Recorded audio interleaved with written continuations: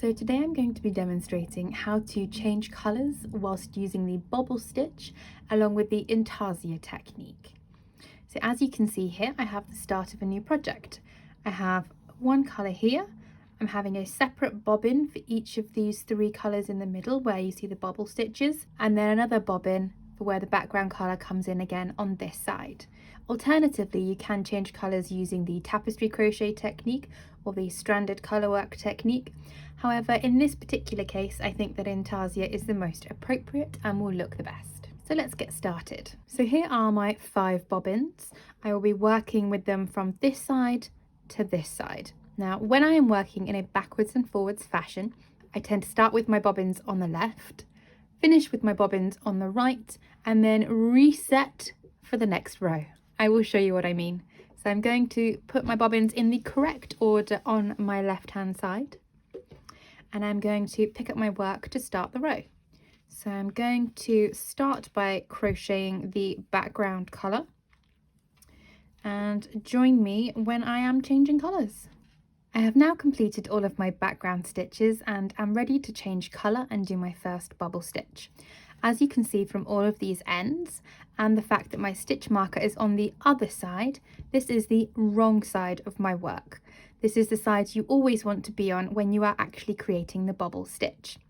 As this is the wrong side and I want to keep my ends on this side, I am going to drop my end towards the wrong side. I am then going to move my bobbin across to my right hand side. I am then going to pick up the bobbin for my next colour. Now, as you can see, I finished the last single crochet with 2 loops on my hook. I'm now going to use the new colour to finish that single crochet, and I'm going to place my bobble stitch. As always with the bobble stitch, the bobble is always followed by a single crochet, and in this case I need 2 bobbles of this colour.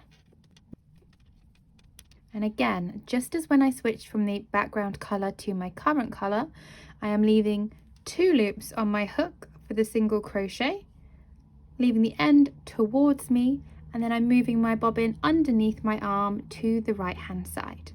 I then pick up my next colour, finish off that single crochet, and start my bobble stitch in the new colour. After the bobble stitch comes a single crochet, and so forth. So I shall meet you at the end of this row to show you how to work on the right side of this project. So as you can see, I have now finished this row on the wrong side of my project. All of my bobbins, starting from the first one I used to the last one I used, are on the right hand side.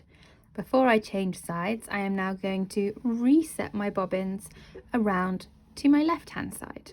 This works no matter how many bobbins you have, so long as this is a backwards and forwards project. I'm then going to pick up my work and grab my first bobbin. I'm going to chain 1 and turn. Now, as always, on the right side of your bobble stitch project, you are going to be doing all single crochets. So meet me when I change colours. I have now completed the last stitch of my background colour and want to change colours. I still have 2 loops on my hook from the last single crochet.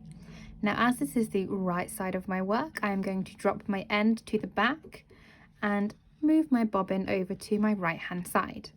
I'm then going to pick up my next colour, finish that single crochet stitch, and then place the relevant single crochets in this colour on the front side of my work.